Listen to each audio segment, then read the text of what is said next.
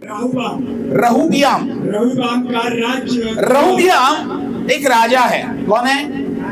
रहूबियाम कौन है? रहूबियाम एक राजा है और वो सुलेमान का पुत्र है। सुलेमान राजा था ना, हालेलुया। सुलेमान राजा हो गया, दाऊद का पुत्र सुलेमान। दाऊद राजा कौन जानता है दाऊद राजा को? कितने लोग जानते हैं दाऊद राजा को? दाऊद राजा को जानते कि नहीं आप लोग? मेरी बात समझ रहे हैं आप लोग? दाऊद राजा, हालेलुया। दाऊद राजा का बेटा सुलेमान और सुलेमान का बेटा रहूबियाम, हालेलुया। और दाऊद को परमेश्वर ने राजा बनाया और राजा का बेटा सुलेमान राजा हुआ और सुलेमान राजा हुआ इसलिए रहूबियाम भी राजा हुआ, हालेलुया, हालेलुया। और ये रहूबियाम का दादा दाऊद था और रहूबियाम का पिता सुलेमान था, हालेलुया। सुलेमान किसका पुत्र है? दाऊद का, हालेलुया। सुलेमान किसका पुत्र है? दाऊद का। और दाऊद का पुत्र रहूबियाम। समझ में आया आपको? दाऊद का पुत्र कौन? दाऊद का पुत्र सुलेमान और सुलेमान का पुत्र रहूबियाम। रहूबियाम राजा था और उसके विषय में यहाँ पे लिखा हुआ है, पहले वचन में क्या लिखा हुआ है? परंतु जब रहूबाम का राज्य दृढ़ हो गया, परंतु जब रहूबियाम का राज्य दृढ़ हो गया और वह आप स्थिर हो गया। हाँ, ध्यान से सुनना अब यहाँ पर। जब रहूबियाम का राज्य दृढ़ हो गया, राज्य दृढ़ होने की बात कर रहा है यहाँ पर, इसका मतलब उसके अच्छे दिन आ गए। कैसे दिन आ गए? अच्छे दिन।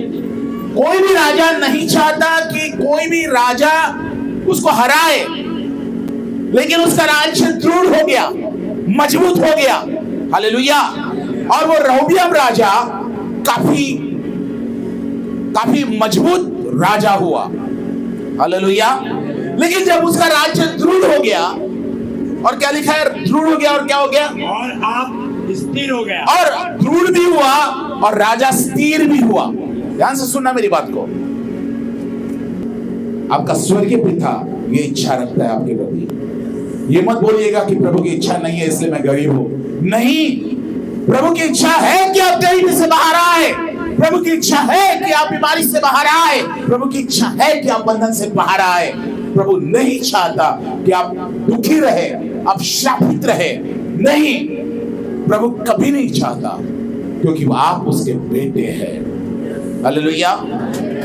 अब यहाँ पर अच्छी बात है कि रहूबियाम राजा क्या हो गया? पहले वचन में क्या लिखा है? फिर से एक बार पढ़ेंगे। परंतु जब रहूबाम का राज्य दृढ़ हो गया, परंतु जब रहूबियाम का राज्य दृढ़ हो गया और वह आप ही स्थिर हो गया, और वह आप ही स्थिर हो गया, तब उसने और उसके साथ, तब उसने, ध्यान से सुना, उसने यानी रहूबियाम ने और उसके साथ सारे इस्राएल ने यहोवा की व्यवस्था को त्याग दिया।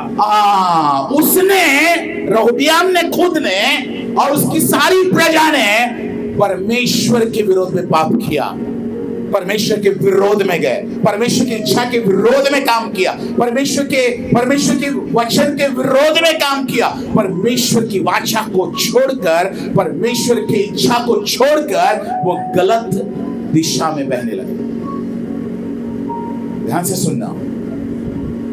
हमारे जीवन में जब संपन्नता आ जाती है, हमारे जीवन में जब चंगाई आ जाती है, हमारे जीवन में जब सब कुछ अच्छा हो जाता है, तब सबसे बड़ा डर हमारे जीवन का ये होता है कि हम प्रभु के रास्ते से भटक कर हम गलत दिशा में जा सकते हैं। ये खतरा है। जब सब कुछ चैन हो, अच्छा हो, सब कुछ बढ़िया हो, आपका जीवन प्रभु ने आशीषित कर दिया हो, आपको चंगा कर दिया हो और आपके घर में आनंद हो, शांति हो, उस वक्त आपको बहुत सतर्क रहने की जरूरत है।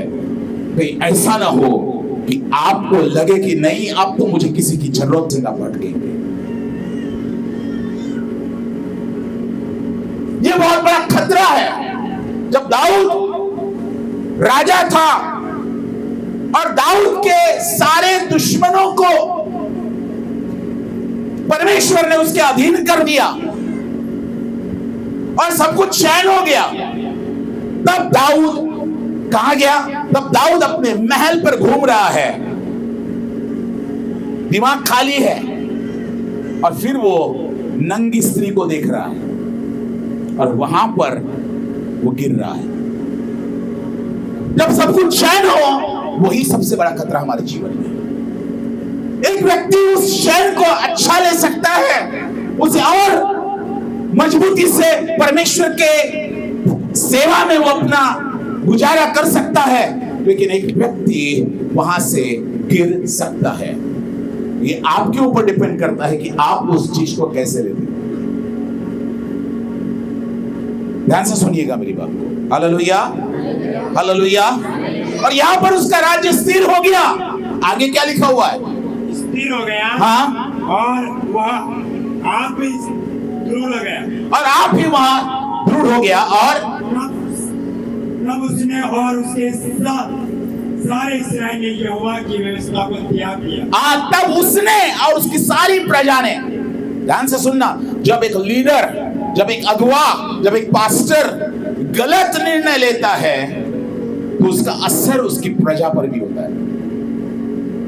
चाहे मैं हूं, चाहे पास्टर सरदार हो, चाहे पास्टर छोटू हो, अगर मैं गलत निर्णय लेता हूं तो उसका असर मेरी प्रजा पर भी पड़ेगा, मेरे घर पर भी पड़ेगा, मेरे घराने पर भी पड़ेगा।